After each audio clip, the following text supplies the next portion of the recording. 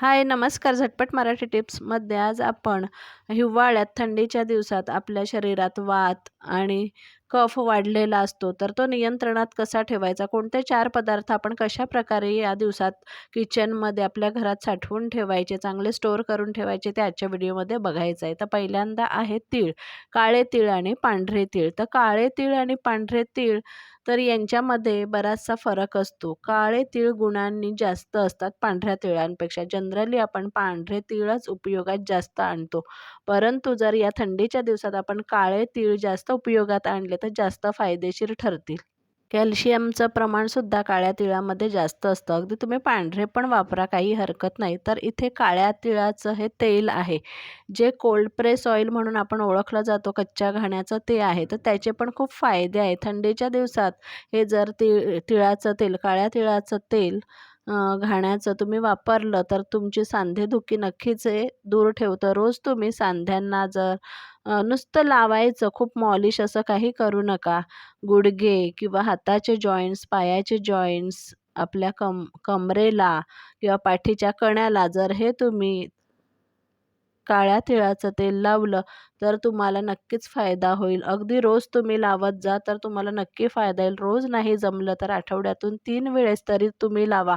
हा माझा स्वतःचा अनुभव आहे म्हणून मी आवर्जून सांगत आहे.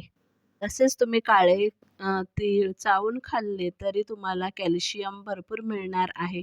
बीपी लेवल, ब्लड प्रेशरची लेवल चांगली राहणार आहे शरीरात आणि हाडंसुद्धा मजबूत होणार आहे. अँटीऑक्सिडंट गुण आहेत, अँटी एजिंग गुण आहेत तिळांमध्ये. पांढरं तीळ म्हणा किंवा काळे तीळ म्हणा, दोघांमध्येही चांगले गुण आहेत आणि काळ्या तिळामध्ये जास्त गुणधर्म आहेत.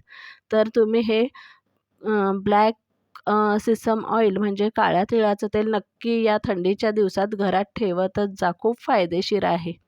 ज्यांना संधिवाताचा त्रास आहे त्यांनी तर आवर्जून हे सांध्यांना लावलं पाहिजे. जो वाताचा त्रास आहे, सांध्यांचं जी सूज आहे ती कमी होते याने नक्कीच. पुढचा पदार्थ आहे खारीक. तर खारीक, काळी खारीक किंवा ही अशी पिवळी खारीक असते पांढरट, तर तीसुद्धा आपण आवर्जून थंडीच्या दिवसात घरात ठेवली पाहिजे. मग ही खारीक तुम्ही पूड करून ठेवा किंवा रोज एक खारीक खा, दुधाबरोबर खा, तर ती तुम्हाला नक्कीच फायदेशीर ठरणार आहे. खारकेमध्ये असे गुणधर्म असतात का आपल्याला आयर्न मिळतं, लोह मिळतं, त्याच्यामुळे आपल्याला अजिबात थकवा येत येत नाही.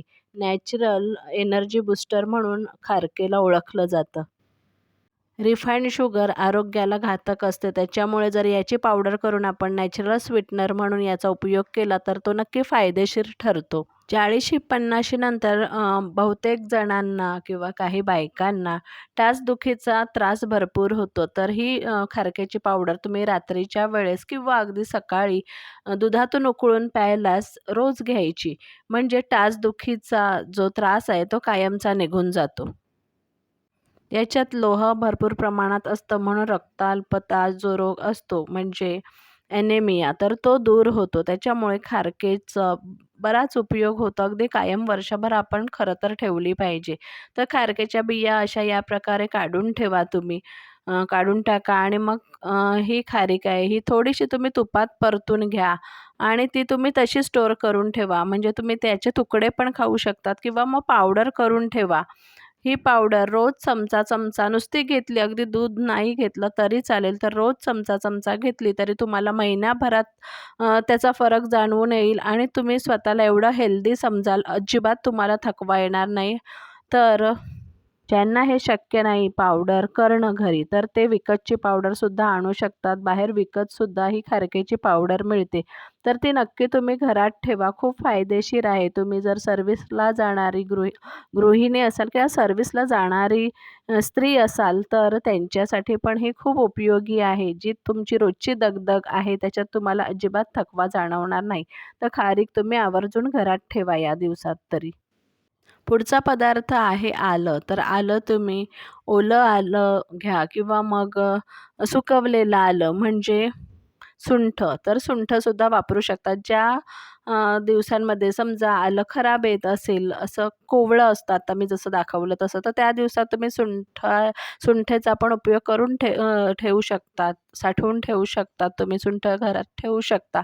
किंवा मग काय करायचं, जेव्हा आलं स्वस्त असतं तर मी त्याच्यावर मागे एक व्हिडिओ टाकलेला का तुम्ही ते गुळाबरोबर असं किसून घ्या आणि मग गुळाबरोबर थोडंसं कढईमध्ये परतून घ्या, सुकवून ठेवा थोडंसं आणि मग ते वापरा तुम्ही. तर हे आलं आरोग्याला गुळाबरोबरचं जे आलं असतं आपण स्टोअर केलेलं ते आरोग्याला खूप फायदेशीर असतं. तुम्ही आलं नेहमी गुळाबरोबर खाल्लं तर जॉईंट पेनमध्ये फायदा होईल.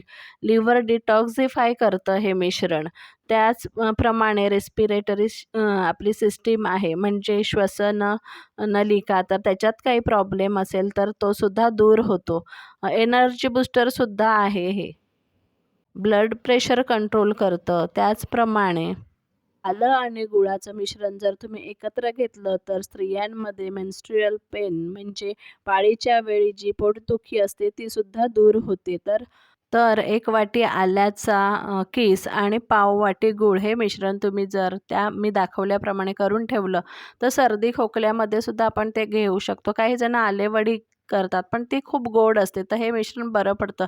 आणि आलं जर सोलून याप्रमाणे नीट ठेवलं फ्रीजमध्ये तरी ते चांगलं राहतं. आपण कधीही आत्ता थंडीच्या दिवसात रोज चहामध्ये हे आलं उपयोगी पडतं, तर आलं पण बहुगुणी आहे थंडीच्या दिवसात.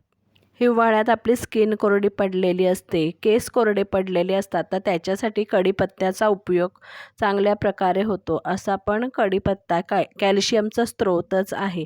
तर कढीपत्ता तुम्ही ओला ठेवा किंवा मग तो सुकवून ठेवा.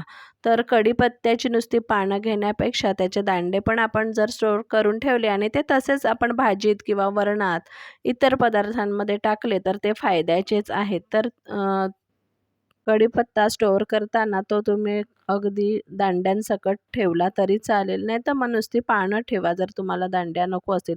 पण त्याचा 100% उपयोग होतो. कारण iron, calcium, phosphorus, vitamin A, vitamin B, vitamin C आणि भरपूर प्रमाणात फायबर्स असतात. त्याच्यामुळे आपली स्किनचं टेक्स्चर चांगलं होतं. आपली डायजेस्टिव्ह सिस्टीम इम्प्रूव्ह होते फायबर्समुळे. स्काल्प सुधारतो. म्हणजे आपल्याला कोंडाबिंडा केसात होत नाही.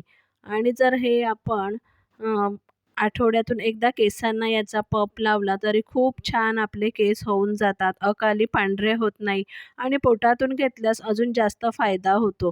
आपण जेव्हा कढीपत्ता सुकवतो तेव्हा त्याच्यात ओल्या कढीपत्त्यापेक्षा जास्त प्रमाणात कॅल्शियम सुक्या कढीपत्त्यात असतं. त्याच्यामुळे जर कढीपत्ता जास्त आणला तर तुम्ही त्याची पानं सुकवून ठेवा. मी ही आता एअर फ्रायरमध्ये सुकवलेली आहेत. आपल्याला मायक्रोवेव्हमध्ये पण सुकवता येईल किंवा नॅचरली तुम्ही बाहेर ठेवा. 2 दिवस लागतील पण छान सुकून राहतील आणि त्याच्यातली पोषक तत्वे पण तशीच राहतात. उलट वाढतात सुकलेल्या कढीपत्त्यामध्ये.